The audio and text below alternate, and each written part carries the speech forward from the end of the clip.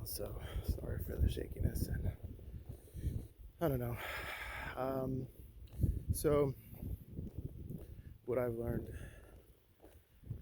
in the last year, what more I've learned in the last year about health. Um, Number one, I learned that I was a crappy vegetarian. Um, I remember thinking at some point that I was eating too lean.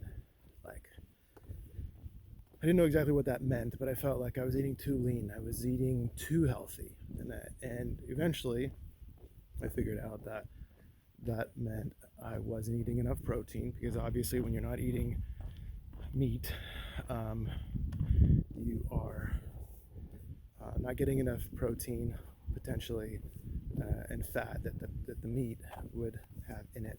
And if you're not actually being mindful of how much you need per day, and this is advice to any vegetarian or vegan out there, that when you remove meat, you obviously need to know what you're removing so that you can replace it with the right amount of macronutrients, at least, to fill that void. So that was a big factor. And stumbling with that this past year, um, I had a little adrenal fatigue due to some extreme acute stress during the holidays through COVID 2021, through like Christmas, New Year's. And that really set me back. But anyway, aside from that, I think the big takeaway from this whole journey, at least for me, was getting the right amount of fat. I remember even after New Year's this past year, just this past New Year's, I remember getting to a point where I was like, there's something still not right. And I was looking intuitively, I don't know why, intuitively I thought, I'm going to write a whole article, blog, or even a book about this at some point, but intuitively I felt like something was missing. And I forget the actual cue why I thought this, but I'm like, could it be that I'm not getting enough fat? Because it came up throughout once or twice this past year that I'm not eating enough fat. And so when I looked around on some of the labels and some of the things that I traditionally eat, I realized that. And then when I actually looked up how much fat macronutrient we need, you know, a man my age or whatever needs, I realized that I was pretty deficient. Didn't need a test or anything to tell me that. I just did the math, and I realized that I'm just not eating enough fat. And then you go down the go down the rabbit hole a little bit of, okay, well, what kind of fat do you need? And I just looked it up, like what's a healthy fat, and looked up what came up was like unsaturated, good, saturated, bad, essentially, right? So went down that path, and almost immediately my sleep improved. I went from waking up a couple times during the night to go to the bathroom to waking up maybe once in the morning to go to the bathroom. So already it balanced my fluid levels, and from that point forward, it was literally like sleeping like a baby every night. Maybe waking up once to go to the bathroom in the morning, and sometimes, and in most cases these days, I just literally wake up, go to the bathroom. That's it. So that helped. Trying to think of all the other factors that got better. Adding more fat to my diet. The blood sugar I remember there was at one point where I was having an issue with my heart kind of racing when I woke up at night, not from like a nightmare or anything, but just it would like race, waking me up. And there was a certain amount of tingling, like whole body tingling, which was kind of weird for me. And it went on for a while. And I remember, doing the research is like, why would you experience a whole body tingling issue? And I looked up, it kind of got me down the path of diabetes and low blood sugar. And so I went into a healthy carb kick, meaning like carbs with fiber, aka like more fruit primarily, and vegetables with higher amounts of fiber, like potatoes and sweet potatoes and stuff. But anyway, that kind of led to essentially having too much carbs, because at that point I still didn't recognize the fact that I was so low in fat that it kind of set things off. It's amazing what will happen to your body if you are unknowingly not eating a sufficient amount of a macronutrient in your diet. I would call it a deficiency, and it's pretty much what it is. Your body needs you to eat a certain amount of nutrients that you put over your lips and into your body. You don't get it from the ether. You don't just you breathe it in from the air or get it in your water, unless you're mindful of that. And maybe eat or drink water with some salt, sea salt in it, or something with more micronutrients. But aside from that, if you don't eat, if you don't put what your body needs over your lips and into your body, it doesn't get it. It can't just get it. So that's the biggest point I want to make here in this short-ish talk is that your body's not going to get it if you don't actively think about your macronutrients and know, for a man, how much, or a woman, whatever, how much fat am I supposed to get each day? And am I getting healthy fats from oils and nuts and seeds, for instance, or am I getting unhealthy fat from cheeses and whatnot? So it's key. You look at the three macronutrients, fat, protein, and carbohydrates, and what's the healthier sources, right? What's the healthier sources of fat? What's the healthier sources of carbs? Obviously the ones that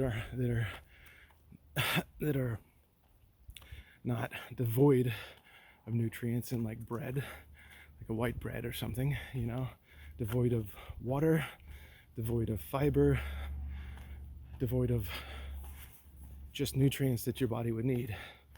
So getting carbs with more fiber, aka fruit, essentially, at least the natural form, and some vegetables have more fiber, of course. So and then protein. What are your healthy sources of protein? Obviously the ones that come from plant sources. So but the key here is enough, is getting enough of these things, and actually kind of being mindful, at least a little bit mindful of it, and not just like having a meal, for instance, let's say pasta and vegetables, and assuming it has all your macronutrients. Let's say pasta, vegetables, and chicken, right?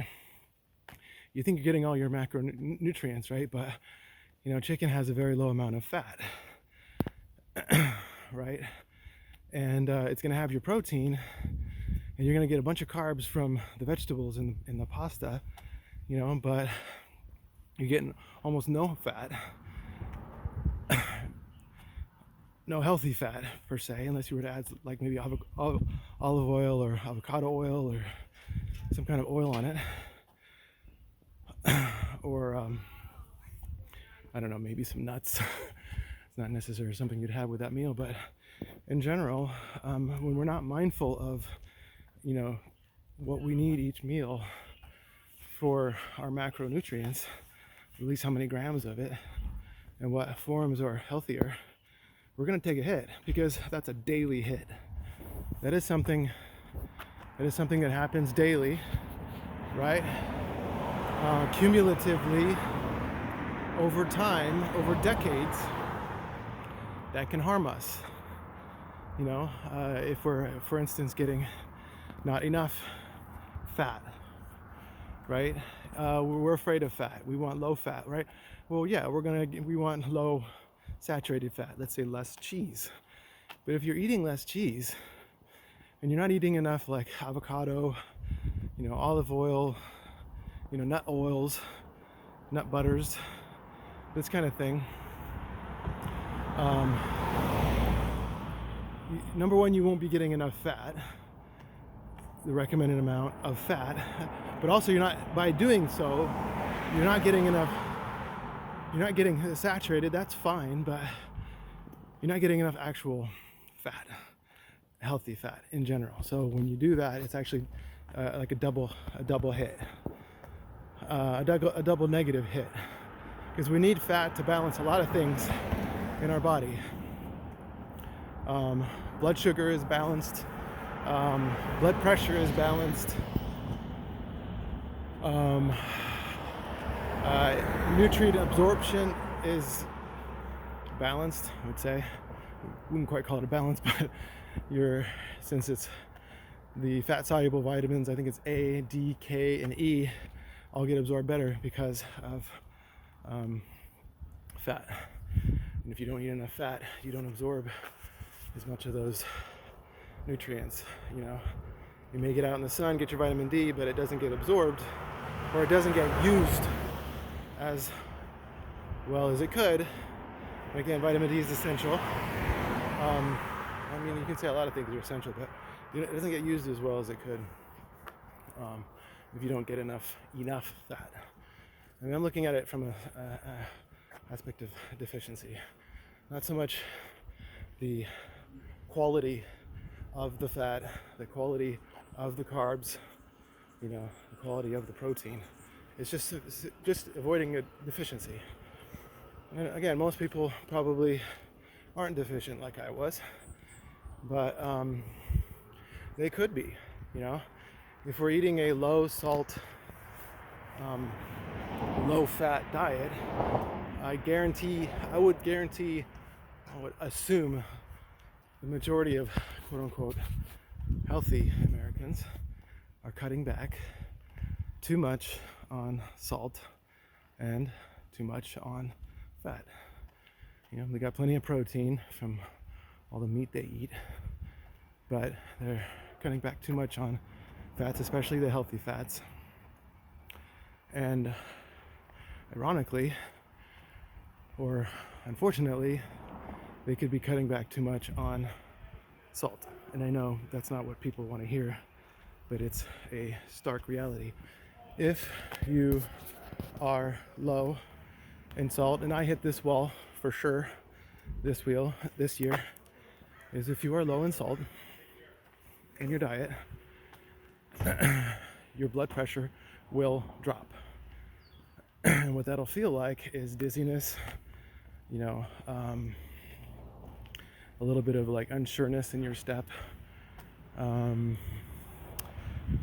You'll just feel weird. And if you have a smartwatch, that counter for the low blood pressure from the lack of salt is a high heart rate. So if you've ever experienced a period where your heart is racing for hours, a lot of times you just haven't had enough salt.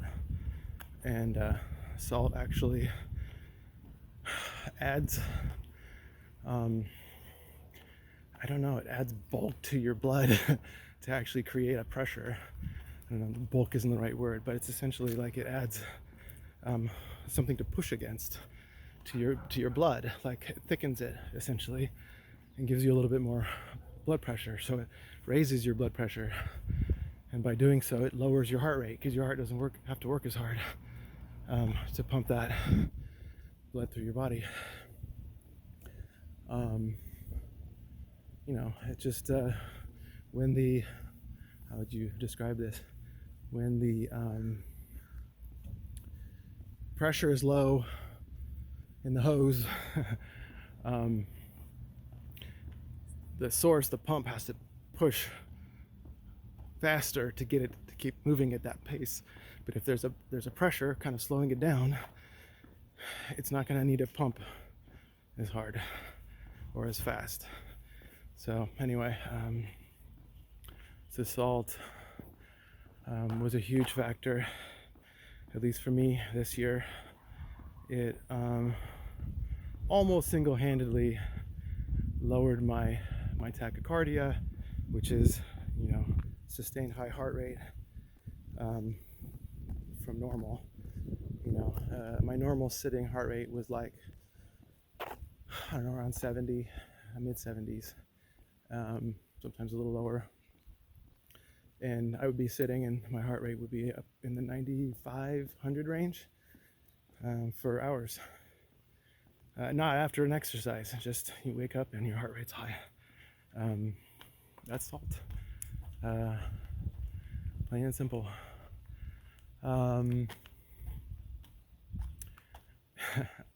At one point, I literally was able to put it under my tongue, and within like a pinch under my tongue, and literally within like a half hour to an hour, my heart rate would come down. It was that powerful, and that can also be put in water. Obviously sea salt is better because it's got more macronutrients in it that the body needs. It doesn't have the iodine, so you can mix up regular table salt once in a while to get some iodine in there. I mean, if you're not getting it in your diet, but I think if we were to add up the amount of salt that we eat each day, I think a lot of us healthy folk would be deficient. We actually wouldn't have enough.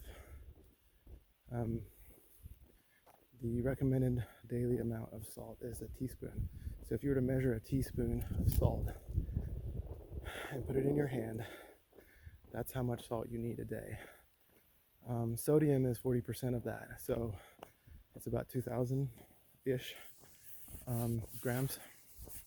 2,000 milligrams of sodium in that 5,000 or so milligrams of salt. So just a bunch of insights I've learned in this past year. The salt is helping immensely. The magnesium, I use citrate. That's helping immensely for sleep. I didn't get very good sleep for a while. I had like a restless leg syndrome and like kind of tingling, a little bit numbness. All went away when I started taking magnesium, and my sleep, it was like the best natural sedative I've ever taken. I don't usually take sedatives, but it's an actual functional, solid, for an average person who eats proper. Magnesium would be a great sedative.